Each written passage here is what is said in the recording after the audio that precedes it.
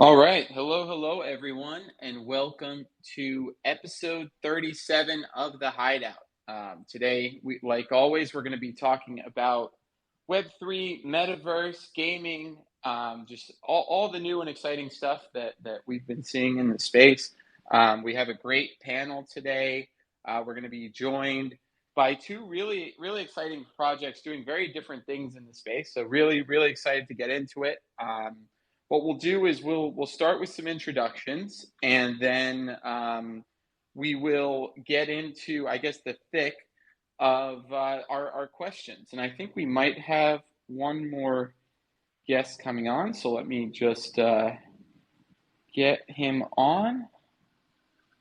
All right, I think that is everyone. So, quick introduction of myself. My name is Nick Frontera. I am one of the founders and the CEO of Apollo Entertainment, the company behind Satoshiverse and the Satoshi's Legions game.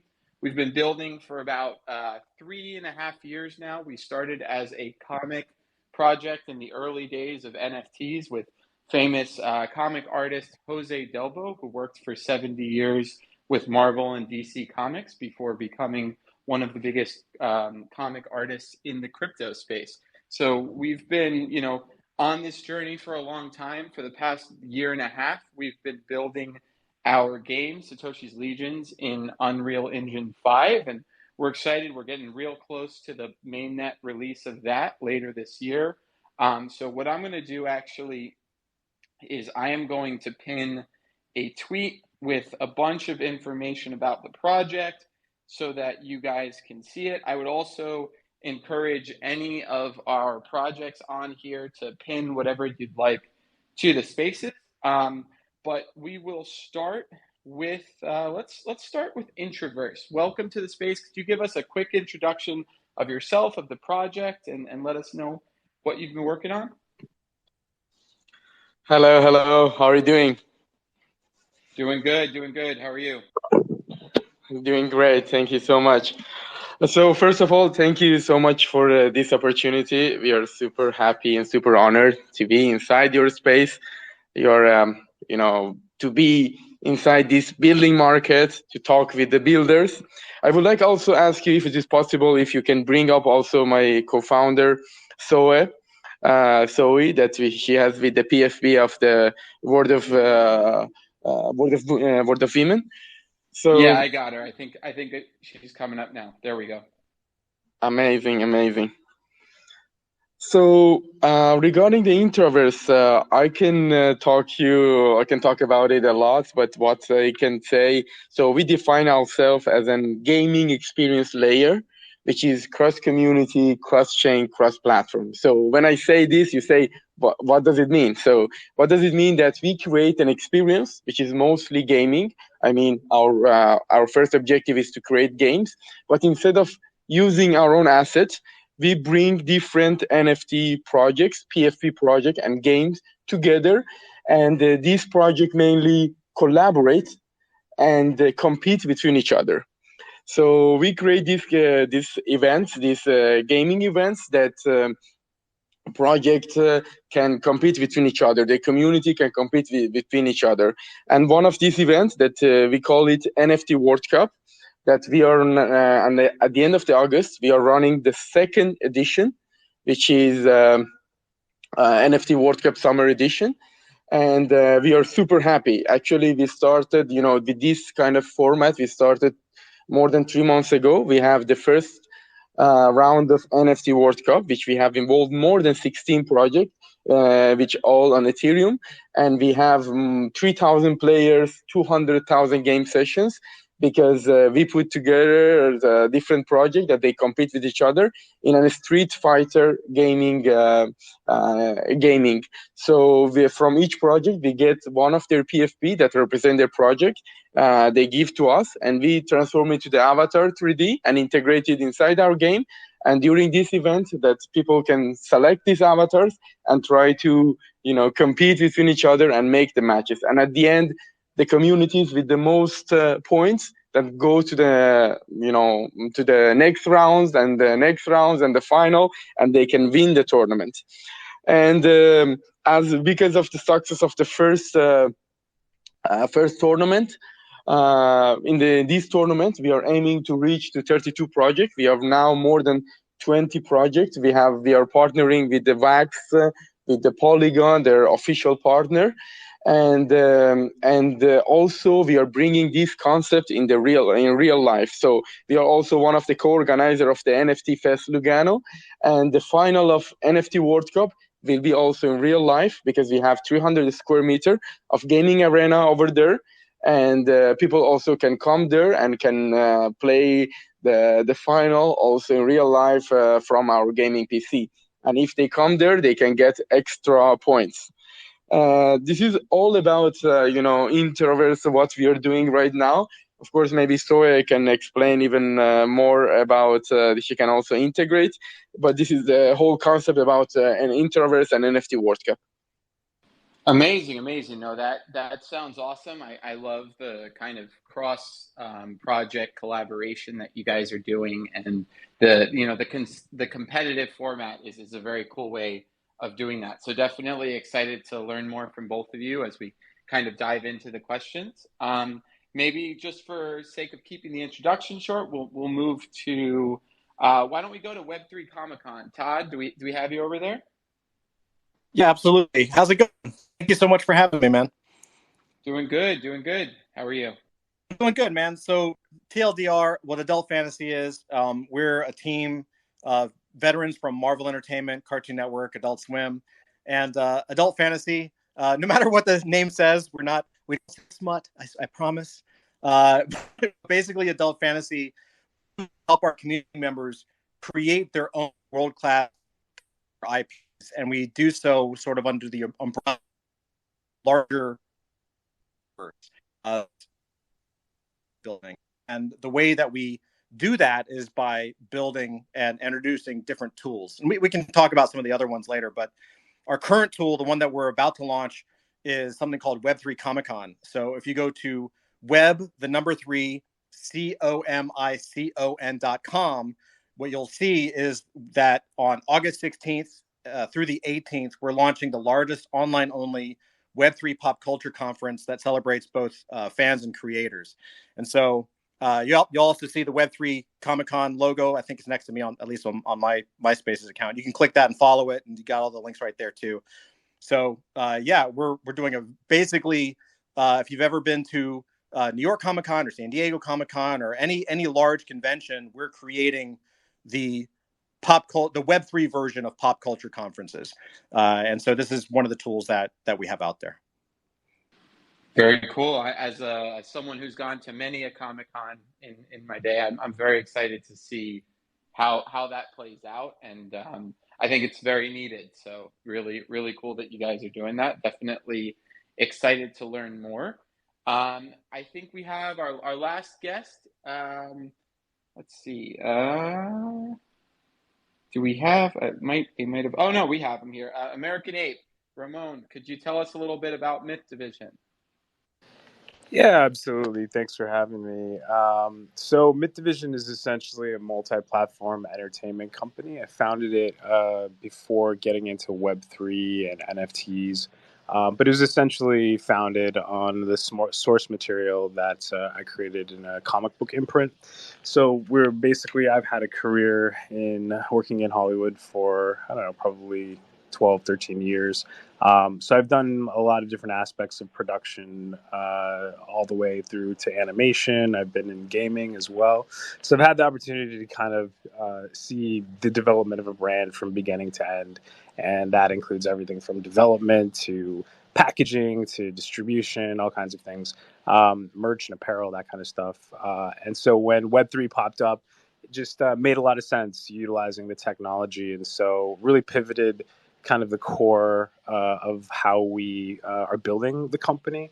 And so from there, I've just been basically in the space for over 2 years, probably since February 2021, just building. And so very recently we finished, we haven't quite finished. We're in beta testing right now, but we launched a PFP project in August of 2021 called Waifu Warriors, and we've been expanding that IP for about 2 years now, and now we've got a working NFT protocol that we're beta testing right now for gasless customization of your NFT assets. So that'll be interoperable between all the different IP that we've either already launched or will be launching. I think we're in our 13th or 14th collection so far, just in the last couple of years. And we're basically focused on utilizing the IP. So being able to license characters from our community and creating consistent lore for that in the form of comic books, animation. And we're building in Unreal Engine too, so that's super exciting. And Sandbox as well. So just kind of utilizing all that to tell a story across multiple platforms, and that's essentially what we've been doing for the last 4 or 5 years. I love it. I love it. Very excited to learn more. Why don't we have so is it Zoe? Why don't you give us a quick introduction, and then we can jump in and have Spencer introduce himself, and then jump into the questions. Hey guys, Jam, what's up? What's up? How you doing? Doing good. Doing good. How are you? So good. Thank you so much for having me. I'm Zoe, co-founder of Introverse. I'm based with Marty's here in Italy, but we are established as Introverse in Switzerland. And yeah, we are in the office today, and it's so cool to be here in this space. And I'm always like so inspired by other builders. It's always so cool.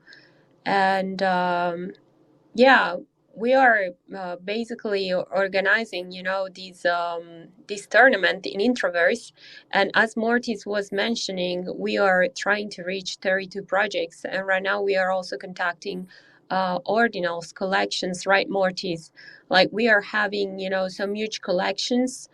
And yeah, it will start from 27th of August, and it will lead to NFT Fest Lugano, which is from 7 to 11 September.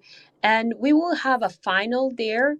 It will look like a sort of an esport game final, like with PC gaming and huge leaderboards and lasers, lights, and it will be full of streamers. We are reaching out to a lot of streamers in Italy and also in the southern part of Switzerland. And you guys are super invited. I don't know where you are based actually, but if you are like based in Europe, it's actually very close to arrive because it's like the belly button of Europe. It's in the very middle of the whole area, like European area. And we are like having more than 150 speakers from all over the world, and we are having like a sort of competition among NFT projects and gaming projects, and that what we want to do, like to put together our strengths and bring together communities, and especially in this moment of the market, which is pretty rough for everyone because it's not very liquid, and so collections are kind of struggling. This is bringing a lot of attentions and visibility among multiple communities on different NFT projects, and we engage their communities with some fun tournaments.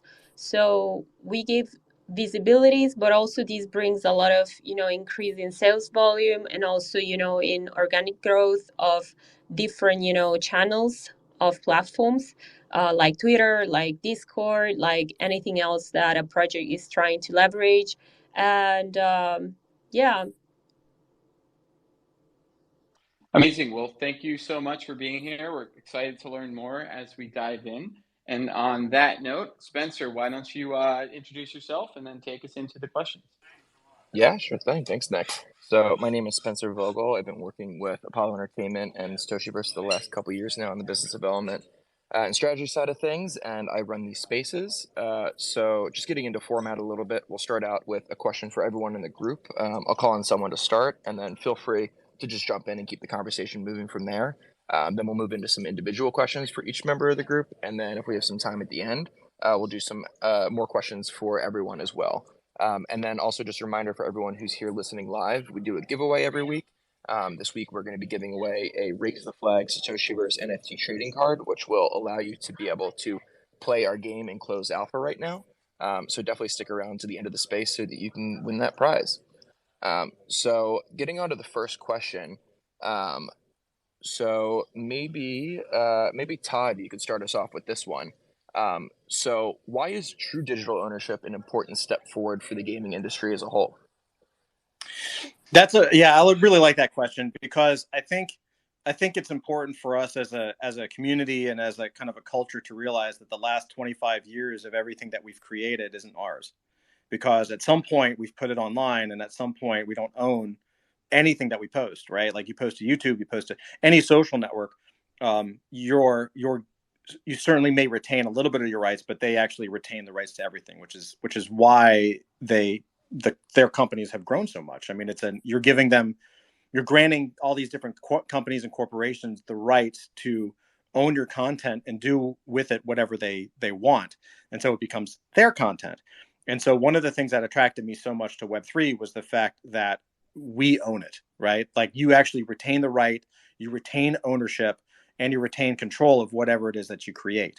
And I think for an independent creator, or anybody that wants to create anything, regardless of whether it's a comic book or an animation or a game or an actual a company that sells products or services, the idea of keeping what you create, keeping the community that you've created, and owning the rights to the things that you make, I think that's a huge driving force, and I'm super proud and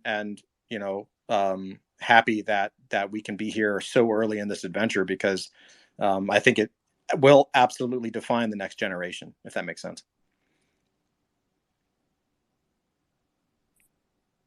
Or not. Yeah, I think Anybody else? kind of, yeah. Bouncing off that point, I mean, I think that's a really interesting point about, UGC, user-generated content, and how, we put things in often into the internet, but don't necessarily know a lot of the time what the ownership rights, both on the IP side and the non-IP side, look like. And it's fascinating. I've always, a little quick context on me, I was an IP litigator before I did this. So I spent several years in the entertainment industry dealing with a lot of usage rights, and that was what originally attracted me to Web3. And it is interesting how much can be done on the ownership of the IP side of things. But I would posit that we may not even need Web3 for that. I think there are certain things that are just, some of these corporations are getting away with murder from a terms of service and content ownership and IP infrastructure side. And I think that, there are already, lots of legal infrastructures for the ownership of IP that, are being, I think, underutilized by consumers and content creators. And I think that what Web3 has done is certainly put a focus and a shining light on what that IP's value might be, the ability to self-publish, right? The ability to actually generate income from that IP that isn't directly connected to a YouTube's revenue stream, right? Because I think the reason a lot of people post on YouTube or Twitter or whatever it might be, in an effort to make some money, is that YouTube then provides, a service and puts ads under your revenue or whatever, or under your content, sorry. And I think that system is fairly monopolistic, and I think that there is a lot to be said for having the ability to self-publish content and monetize that content through Web3. And I think that's a really interesting thing that Web3 did. I always kind of go back to, and specifically with the gaming industry, I think Web3 does something that, is a bit technical, but is very important. And it's actually not connected to the IP itself. It's connected to the tangibility of the actual digital asset underlying the IP. And so what I mean by that is, when you have a physical asset, and people who have been on these spaces will probably be tired of this example, but if I have a T-shirt with a Superman logo on it, the Superman logo is the IP, right? That has been licensed to a manufacturer who is able to put that on a T-shirt and say, hey, this is now a Superman T-shirt. But because it's a T-shirt, because it's a physical piece of property that you own, there's an entire legal infrastructure that separates the IP from the asset itself, right? So you have property rights in the t-shirt that are completely separate from the license that was granted for the company to use the IP. And so when I got involved in the space in 2017, to me, NFTs solved this big issue that was there was no tangibility layer for digital assets. And so what that meant was anytime that you got a digital asset, whether that was in a game, in a metaverse, in any of these centralized experiences, what you were getting was actually just a limited license to display the asset within that closed environment, right?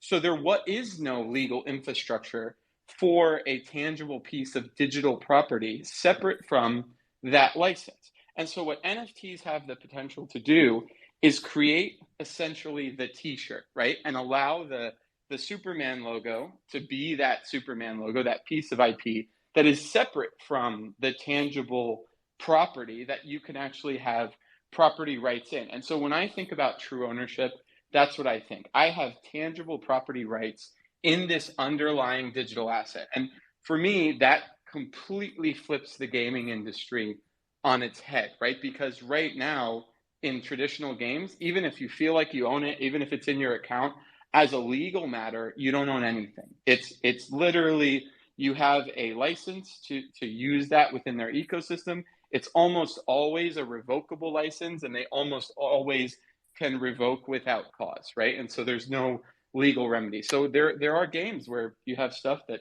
costs millions of dollars or at least hundreds of thousands of dollars, items like some of these CSGO skins and whatnot.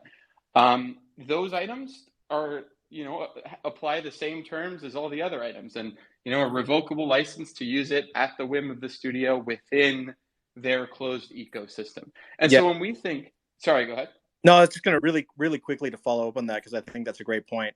I would add, like, just in case in point, right? Like, and I think that's a great point, and kind of definitely where I think most digital ownership rights are going, because, like, for example, I've got two little kids, right? And my oldest, she doesn't really discriminate between physical ownership and digital ownership, right? She has physical toys, stuffed animals, Legos, you name it, she's got it, right? But then she also plays Minecraft, and she loves Minecraft, and so she does her little chores and stuff like that, and we allow her to exchange quarters that she earns for chores for mods and downloadables. And in her mind, granted she's very young, she hasn't really grasped the concept of ownership to the level that we have, but in her mind she owns these things. And I think by the time she's a little older, when this is sort of all normal, she'll probably, like most people I hope will, take it for granted that she actually owns the digital object, to the point where if she wants to sell it back or put it on the marketplace to, when she's done playing with it, to resell it, just like you would a video game, like an old cartridge or something, or an old whatever. Like, I think that's absolutely such a bullseye on how important digital ownership is, especially in gaming, because you have, and really everything else, anything that has a potential physical component or is a digital native asset has the opportunity to have a essentially a deed to it attached to it, the contract associated with it that gives ownership to the person who actually bought the thing, which I think is great. Yeah, absolutely. I mean, I think, if at the end of the day, we could answer the questions of, in the next 10 years, will digital assets become more important? And I'd love to have a debate with anyone who says no to that answer. And is ownership of things important, right? Why do we want to own something? I think if we could answer those two questions with a yes, the core value proposition of NFTs becomes quite apparent. But I think we have some work to do in kind of moving that narrative towards that being the core value proposition of NFTs, right? Because I think it's become a bit convoluted in the last couple of years with all the different, the PFPs and all the attention that got. And, I think there's some awesome things with community building and bringing people together that are kind of byproducts of some of these, core value props of NFTs. But I think it is, I think at the end of the day, if this is going to be kind of industry changing type of technology, that's where it's going to come in, right? It's going to create that infrastructure. And, I have no doubts that some infrastructure is going to need to exist. It's just, the question becomes, will it be blockchain? Will it be NFTs? And so far, I think there's, from what we've seen, there's a ton of traction in that respect. I'd love to hear what everyone else thinks, though. What Introverse or American Ape, what do you guys think? Yeah, I mean, there's a lot to digest there, but I think that the companies that do thrive over the next few years are going to be the ones that actually start to address some of these solutions for that bridge in terms of making licensing just a much easier process with a lot more transparency. So I think that there's a lot of opportunity in the tech itself to help with that, but ultimately it'll be about use case, like I think you alluded to, right? What kind of actual utility will be provided for, that has some benefit to the holder or the user. I think gaming is really promising because there's already a large group of gamers that are actively looking for the opportunity to own their decentralized assets. So I think there's something to that, but yeah, it'll be interesting to see kind of what is being built, I think, ultimately over the next few, not just years, but months even, in terms of bridging that gap for multiple use cases and just much more transparency in that process of being able to own an asset, license an asset, and then get royalties back on that asset. That's something that that I don't know, I'm following very, very closely. So it'll be interesting. But you all raised some really good points. I think a lot of people don't really understand the challenges, especially in Hollywood, when it comes to IP and licensing. Even as just like an example, we just got our AIP financed, and so I was looking at the grant agreement, and there's a couple things that may need to change if we actually want to, pursue a big studio deal with some distribution. Right? There's a lot of chain of title that needs to be done. So it's interesting. But yeah, you raised some really good points that I echo for sure. Introverse, do either of you have anything to add there? No, I just, I think it's a really interesting question, of course, and I think till now we all of us understand, what is the benefit of NFTs, the true ownership. But I believe that, what can enable this is not just talking about this, but creating some use cases that, to show the people, to the no-coiner, the people that know NFT, what is the power of this? Because till now, of course, every one of us telling it gaming, we bring the next 1 billion users to the blockchain, to the NFTs, but it is not just the NFT that should be narrative or even digital ownership. Because if you right now go to the VC and you want to seeking money about your gaming platform and tell them what is your value proposition, and you said digital ownership, for sure they don't give you any money. Maybe it was 1 year ago and 1 year and half ago, 18 months ago. But right now, I believe that we need to build the use cases. We need to build interesting games, playable gameplay that attract these gamers. And then when they are attracted, they see the power of the digital ownership. They said, okay, look, I have something on Fortnite. I could not even sell it. I have 90% of the skins that I have on Roblox. I could not even sell it. But right now, this platform is giving me the digital ownership that I can resell it. I can make money. I can bring out of the platform. I can bring it to OpenSea or other marketplaces.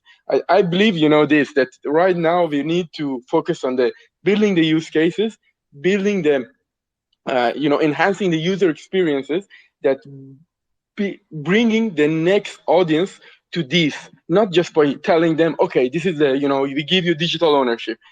To be honest, the gamers don't care about this. And we see that, play to earn game narrative is not working anymore. So we need, it is my point of view and what we are trying to build, that we need to create the use cases to bring the no coiners and, no people that they don't have NFTs. And when they are inside the platform, then they will understand what is the, the digital ownership, and they can take benefit of it. Awesome. This has been a great discussion on this first question here, but now it's time to move into some individual questions here. So the first one is to Todd. So I've gotten to see some of the really incredible comic work that you guys have created and the original characters that you've created. I was curious, how are you involving the community and your fans in your project's lore and the stories that you're building? Yeah, awesome, man. Thank you so much. We do a lot of different experiments. We recognize that we're pretty early in the game in this. We all are. Everybody here. It's not just us. It's pretty much everybody. And so the way that we look at this is our job is to design tools that allow people the ability to kind of create the world that they want to generate. So what that means is, like for instance, we have something that we call lore games, which normally happens on Thursday nights. We do it live. And essentially what we do is we've gone through different phases with different experiments. For example, the first experiment was we opened it up as like a public writer's room. We've turned the writer's room into a game, and that got a lot of traction. And we were able, with the community's assistance, as working together, creating little cards, almost like a little, Trello board game, really very simple. We were able to bring the community into a writing process and show them that their ideas were valid, even if they were, lovable amateurs at writing. You could still have a voice, and you could still have the opportunity to create whatever it is that you want to create. And so the end result of that was actually a novel. We have someone in our community who's written, I think, 13. He's on his 14th fantasy novel. So he just released his 14th fantasy novel. And one of the novels that he's written is for adult fantasy. So we have our first prose physical novel that's coming out. And 100% of the contents of that book came from the lore games, which was a core group of guys plus the entire community. So we sort of act as, the people on screen kind of act as a GM, a game master, and then the people in the audience kind of act as the players. And since then, we've expanded that. So we've taken that to the next level. We learned some things, and we got a great output, but we're now actually moving into more of like a tabletop RPG environment. So I know everybody, so many people, I don't know, man, I'm a very, very much a contrarian. So when people jump into Metaverse and they want to do 3D games, I'm like, how about paper and pencils? So some dice, maybe. So we kind of looked at it from just like, how can we make this really simple and kind of bridge the gap. So we've been experimenting with, and we'll be launching soon, various tabletop RPG experiments to bring people into the story process, to bring them into the character creation process. And then we have various, I can't totally disclose, but we have various things that are coming up that will allow them to develop characters in a more permanent way and in a more ongoing way. And we think by doing that, we can shortcut the process that, Jack Kirby and Stan Lee started with the Marvel Universe and other universes that are similar, where, I think the Marvel Universe has like 8,000 characters, and that's fantastic. But most people have only heard of the top 10% or the top 1%, right? Like the X-Men, Avengers, Spider-Man, things like that, Batman, Superman. So for us, it's like, how can we shortcut the process, bring people into the creation process in a way that's comfortable and fun for them, and then how can we build a tool set or a foundational system that allows them to use those characters and gain exposure for those characters in a way that can literally generate potential business opportunities for them, and also grow the notoriety of the universe. So that's one angle of it. And then of course the other angle is actually bringing attention to the space itself through the lens of pop culture, which is something like what we're doing with Web3 Comic-Con.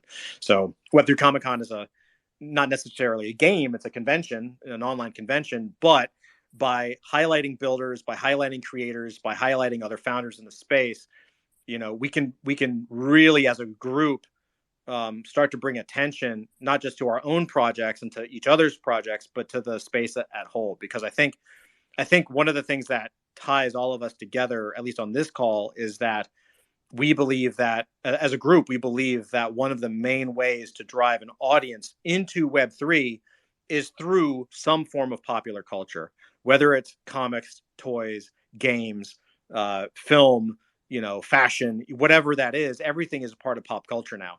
And so the more that we introduce the leaders of that movement of Web3 and really showcase and put a spotlight on the projects that they're doing, the more we can expose the entire industry as a whole, and the more people understand that, hey, this isn't some scary technology, right? It's really not about the technology. It's about what you can do with it. And so from my perspective, 2021 was the hype cycle, and it was all about the technology. So the technology came first, and what you did with it came second, right? We all remember metas that was, first on the chain and first this and first that. Like the first kind of movement was a big meta across 2021.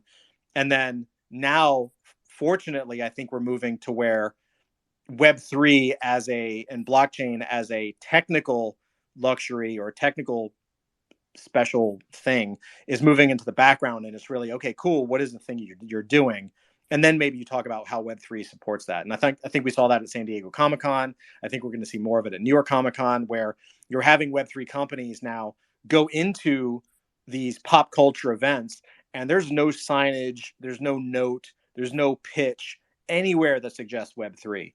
It's about which is correct, right? Like, it's about onboarding people and the way that they want to be onboarded, which is, give me something cool, let me play with it, and if I dig it, then I'll go deeper into whatever the technology thing is, maybe, right? Most people don't have to know. Like, it's what we've kind of said internally with Adult Fantasy and with Web3 Comic-Con. It's like, we don't go around saying, hey, I took a really nice raw file the other day. You just say, I took a really cool photograph, right? Like, so we're moving to a point where the actual technology and the technical terms are awesome, and it's cool for people like us that are super geeks about the technology.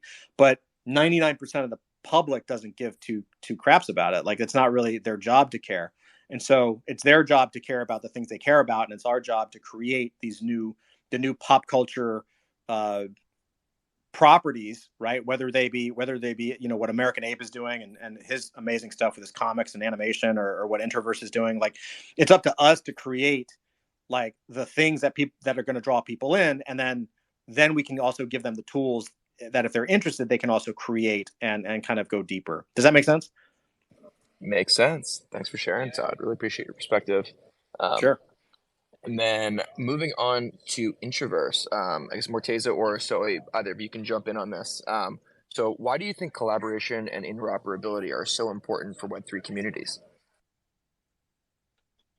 Yes, of course. So I believe that the concept of the Web3, blockchain, is about collaboration and interoperability, because at the end, what is the underlying technology is about, we have this sort of database, which is shared database, which is everyone has the visibility, which is transparent, no? So we are not anymore in the silos. So what decentralization is trying to move us, that, there is transparency. Everyone has access, everyone can read, everyone can write, of course, with their, with different circumstances. So I believe collaboration will bring everyone together, and interoperability is something that I think it is a must, because right now, as I was mentioning previously, when we go to a gaming platform which is centralized, like Roblox, also what you were mentioning, when I buy something stuff there, it's inside their closed environment, so I cannot do anything, because even I don't know where they are stored inside the AWS, Google Cloud Platform, Azure, or even their own cloud. But what is now enabling us through the blockchain, let's say, Ethereum or whichever blockchain, Polygon, so we have access to all this data. And interoperability means that we give especially this digital ownership, that if I have an asset, let's say, shoe as in skins, I can use it in multiple platforms. It's like in real life, when you go to the Gucci and buy any sneakers, they don't tell you where to use it. You can use it in the street, you can use it even in your home, at the party. Yeah, you are truly owning that piece of material, or piece of, you have the true ownership. It will, it is something that the blockchain NFT enable for digital ownership, for the digital assets. So if you have it, you can use it in different environments, in different games, 3D environment, or whichever environment. So this is, I think, is a really big conversation about interoperability. But of course, we should not just telling about interoperability. We need to make it happen. No, we need to make this kind of collaboration that make this happen. So what we are building right now, I don't say that Introverse is trying to make interoperability, but we try to give the possibility to people that they have their own NFT. They use their NFT inside this environment that we are creating, and they try to use it. They try to compete inside these games, a Street Fighter game that we are creating. So I believe interoperability, if we can reach to that, it's really difficult because it needs lots of work, lots of standards, lots of development. That is the key, and that is what is the underlying technology of the blockchain. And for me, is about, it takes time. It's maybe a couple of years to reach this interoperability, but I believe it will be the key factor that the people start to adopt, Web3 gaming. Because if we have the Web3 gaming and everyone is creating their own assets, and people cannot use these assets, especially on the other platform, that is why we are using, blockchain. Because if I have ownership, okay, especially on this platform, I can use it. It is really similar to the concept of the Web 2. But inside the Web 3, we need to push it. We need to create a use cases that people can use one asset in different environments, in different circumstances. And this is, the interoperability and digital ownership that can bring the value and can bring the next billion users to the NFT and blockchain. I think we might have lost you there if you're still speaking. Can you hear me? I think maybe your sound cut out. I heard him through. Okay. Well, I heard him. Thank you for sharing. We will move on to our next question then. We still can't hear you. Let us know if you're able to jump back on though. Hey, so Spencer, our last individual question. Us? Can you hear me, guys? Oh, now we can hear you. We can hear you. Yeah, I think Spencer might be having an issue with his audio. Can you hear us, Spencer? Yeah. Do you want to finish your thought there? I just said it looks like we're still having trouble hearing you, so we'll move on to the next question here. So Ramon, why do you think Web3 is an effective medium to bring new entertainment IPs to the world? Yeah, that's actually a really good question. I think the biggest opportunity is in the transparency it can create. I think that's one of the issues that I've had traditionally with what some people are calling Web 2 Hollywood. And I think that it's really reflected in the strikes that are happening right now, right? You have two big groups of workers that are kind of central to the business itself of filmmaking. And they want more transparency on the back end from a lot of these streamers in terms of royalties, right? And so I think that that's a big obstacle that's going to need to be fixed just for traditional entertainment as a whole, especially as people start to understand how intrinsic their work is to the final product, whatever that is. And when it's bringing in, millions or billions of dollars, that's life-changing money that, specifically in comics, you can see it. A lot of comic book writers or artists who create characters don't end up seeing any of that, right? And so I think that that's probably the biggest opportunity for what Web3, I think, as a whole, or blockchain technology just in general, is it brings that sort of platform that playing field gets leveled quite a bit, right, to more conducive circumstances for people who are just trying to break in, or at the beginning of their career, or maybe don't have really great representation or lawyers, right, to protect their interests. Being able to create new business models that just are kind of founded on this idea of transparency, seeing transactions and how much money is actually exchanged on the blockchain. I think will naturally change the way the business is done as a whole. So I think that's really where I see the opportunity there in terms of bridging that gap. Awesome. Thank you. Is everybody able to hear me now? Just want to make sure my audio is working again. Yeah, we can hear you. Awesome. Oh, good. Cool. Introverse, I might have cut you guys off. I don't know if you had any other thoughts that you wanted to add to what you were saying before we move on to the next question here. No, I'll good. I just finished my, my thoughts about that. Okay, awesome. So moving on to the next question for everyone. So how can we combat some of the negative stereotypes and misconceptions about cryptocurrencies and NFTs to bring new people into the space? Nick, why don't you start us off on this one? All right. So, I think it kind of goes back to what we were kind of saying before about the use cases and the value prop and kind of the narrative that's been built over the last couple of years. I think that, in any new industry, specifically an industry that kind of allows a certain degree of anonymity, you're going to have bad actors. And it's oftentimes, the least sustainable things and the worst actors that get the most media attention. And I think that's definitely been the case in the NFT space. I think, and I'm not going to name projects or people or anything, but we saw it in kind of the early play to earn kind of movement. And I think that's just an example of something that I think a lot of people building in this space thought was unsustainable. But I think a lot of people participating got very excited about, and it got a lot of media coverage. And then, of course, when things kind of came tumbling down, it was negative coverage, and gamers were kind of left on the outside saying, okay, yeah, that's what we thought, right? This doesn't work. So I think there was, some of that.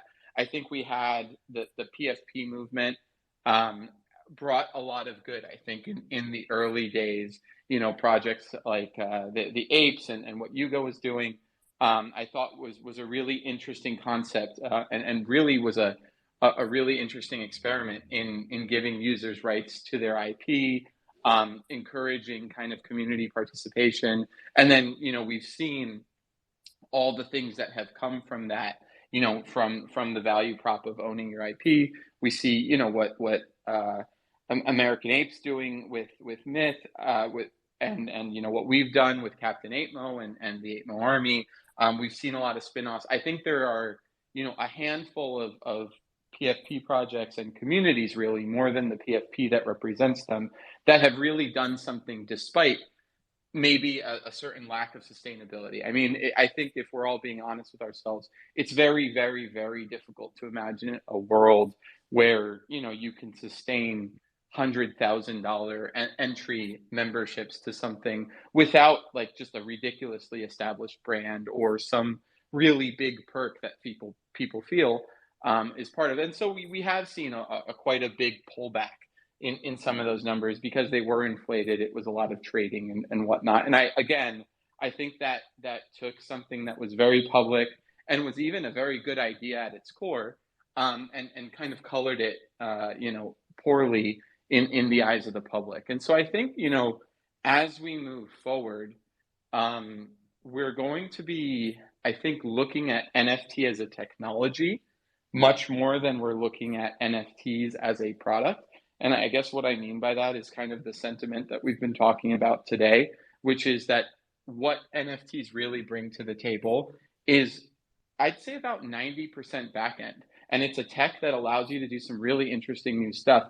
But at the end of the day, the value prop needs to be what you're doing on it, right? And so if we are finding interesting new ideas in the digital space and new ways of doing things in the digital space that are enabled by IP, and that's what we're selling to consumers, and that's what we're talking about. And, if it's games, it's the ability to have interoperability between different metaverse platforms or gaming platforms and own your items and have resale rights and, all these things that we've kind of been talking about, recharacterizing that in a good way. If it's IP, it might be actual having ownership, licensing rights, like American Ape was saying. I think it's that story that we're telling of, what does owning this mean? What does having this mean? What does holding this mean? And being able to tell something that isn't just, oh, well, you can sell it, or, oh, well, it might go up in value, or, oh, if you invest in this now and this becomes big, you're going to benefit, right? Which I think honestly was the narrative of 2021. And I remember, 2017 through 2020, it wasn't really like that. And I think that people who were around in the space back then can kind of remember kind of the early movement, and specifically in the crypto art space. It was really an empowering thing for creatives. People were being given a new medium to create. And I don't think anyone argued with that. I think it was when, we got some of the ICO boom crowd coming into the NFT space, and the financialization, I think, of NFTs, that things started to take a bit of a turn. But I do think we can kind of recover from that sentiment and move forward, in a more positive way if we start to change the narrative and focus on the things that are really enabled by the technology. So NFTs as a technology, I think that's the new thing for me. I agree with you 100%. I think, again, just to kind of reiterate what I was saying earlier, the companies that are, and the projects really that stand out for me are the ones that are innovating with the tech. But I think ultimately the ones that thrive long term are the ones that are able to really kind of put that in the background. So new users that join the space aren't like I think Todd was saying, like you don't want people to really know that it's technology, right? Or that's like the geeky stuff behind the scenes. The average person just wants to log on to Amazon, have their wallet set up, and just buy what they want to collect, right? So I think there's a cool opportunity with the collector's mentality, with the way that gamers, I myself used to be one hardcore. I had to give it up to build a business, but playing games was just a part of my daily life. And so I think being able to tap into these different sort of Venn diagram communities that we're all still here, right? A lot of us are builders. A lot of us are still invested in these PFPs and the technology behind them. But ultimately it's going to be like, okay, how can I just sign up for an account and not have to worry about, phishing attacks or, that kind of stuff, right? Until we get to that point, I don't think we're going to see like the massive amount of people, getting into the space. And so there's this big push towards decentralization. I think that there's going to be some huge growth there in terms of the decentralized assets and owning your own character and being able to license it. But a lot of responsibility comes with that. So I think there's going to be an equal push for centralized wallets and delegation tech and things like that. So it's going to be really interesting to see. But yeah, you brought up some really good points. 100%. I'll just jump in, put my 2 cents in. I totally agree with both you guys. And I think we're also, I definitely want to bring up the fact that I think when we're talking about negative stereotypes or misconceptions, I think, Nick, you said it pretty good, which was like, it's about changing the narrative. And I know Ramon said the same thing. It's like, and I wanted to say one of the things that really opened my eyes personally was, and I think from a historic standpoint, history is going to show that Reddit's launch is going to be pretty important as a roadmap for the rest of us, because you're talking about Reddit, which had a massive audience, millions of users, a vast majority of whom hated the word NFT and had a negative connotation associated with it for whatever reason. And we all know that a lot of that is just misunderstanding or a lack of education or just listening to what they've been told. But regardless, there's a negative connotation out there. And I think simply by, to what both of you guys have said, simply by changing the narrative and, instead of calling it NFT, it became a digital collectible. Instead of calling it a wallet, it became your Reddit vault. and it was so ridiculously simple. And I got to give, I will say this till the day I die. Like, I think the Reddit team that was in charge of that, they have balls of steel, man, because that's a huge, massive audience, and an audience that's pretty aggressively towards the negative when it comes to NFTs or digital currency. And for them to go forward with it, and simply by, it was very simple really what they did. And I think the result is forward, because the word crypto might digital currency as a that similar to old, because we all know that we're going to be a part of currencies very soon, right? Like, so I don't know off PayPal or Hey, eBay. Todd. I don't want to interrupt you. I'm sorry. It's coming in super choppy for me. I'm not sure if it's happening for everybody, but if it is, Yeah, I'm hearing that as maybe well. just I want to hear your thought, and right now I can't hear it. So, Oh, no worries, no worries. I'm moving to a different room. There we go. Is that better? All right. Yes, much better. Rewind about 30 seconds, and then All go right, back. no worries. Long story short, I think that what Reddit did by changing the narrative, we all know that digital is the future. We know digital currencies is the future. You look at PayPal and their stable coin that's going to onboard hundreds of millions of people from both the PayPal platform and eBay. So this stuff is coming, and the population will either call it digital currency or just money. Whatever it's called, we're going to be there, because it seems to be, without overthinking it too hard, it seems that that what Reddit did was they just simply changed the language and changed the positioning just slightly, and it was acceptable. And so I think, while that might not be the 100% lockdown answer for all of us, I think that that's sort of the future, where we're just changing the conversation, changing the narrative to what you guys said, really to support that, and how we move on into the future. So just because we're coming up at the end of the hour here and we're about to wrap up, I want to make sure that we announce our winner of our giveaway. So we are giving away a Raise the Flag Satoshiverse NFT trading card collectible NFT, which will be usable to actually play our game in alpha right now. So the winner of that is Didi at DDLab94. I love Dexter's Lab, so love the PFP. Congrats, and reach out to us and we'll make sure you get your prize. And then I'm going to pass it back to Nick, because we're at the top of the hour here, just to close us out. Yeah, no, absolutely. Thank you, Spencer. Congrats, Didi. I just want to, say thank you so much to everyone who joined live. I know we have a lot of people who like to listen to the recorded versions as well. So very, happy with everyone who attends each week. It allows us to continue to get such amazing guests to come on and give their perspectives on what they're building. So thank you to everyone, first and foremost, who attended, but also thank you to the panel so much for joining. This was another great conversation, and really happy you were all able to make it and be a part of it.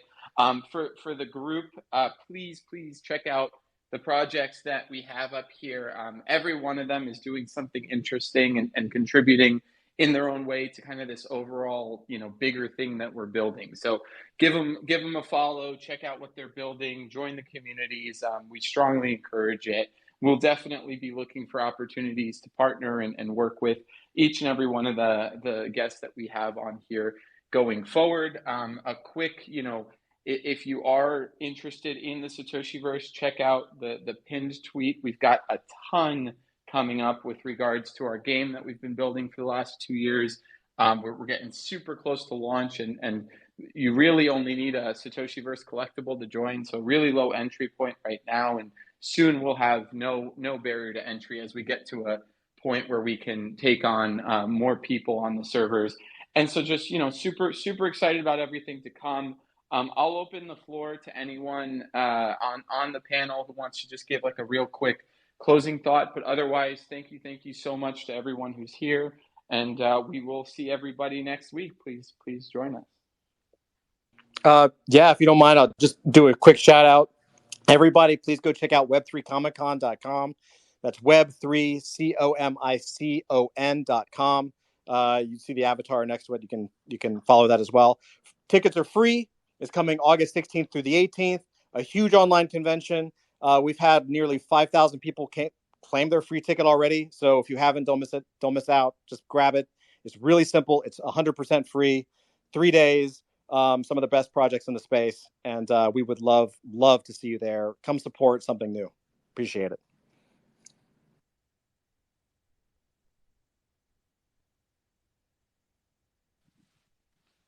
All right. With that, if no one else wants to plug anything, I am going to end the spaces. Thank you again so much for everyone who joined, and we'll see you next week. Thanks, guys.